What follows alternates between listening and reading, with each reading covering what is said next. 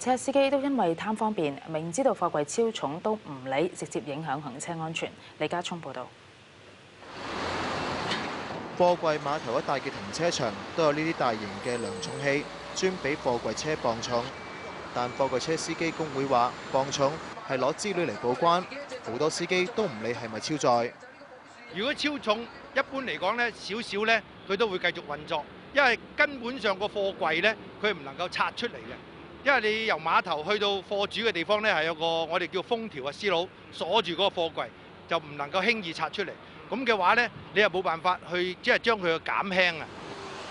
不過業內人士承認，貨櫃超載好影響行車安全。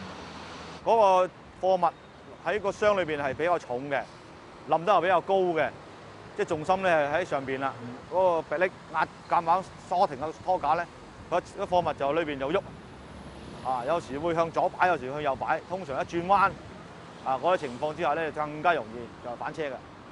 所以咧個速度不能夠快嘅。業界提醒啦，如果貨櫃裝滿貨物嘅時候，司機行車嘅時候咧就要加倍小心啦。尤其是經過呢啲迴旋處位置，就一定要減慢車速。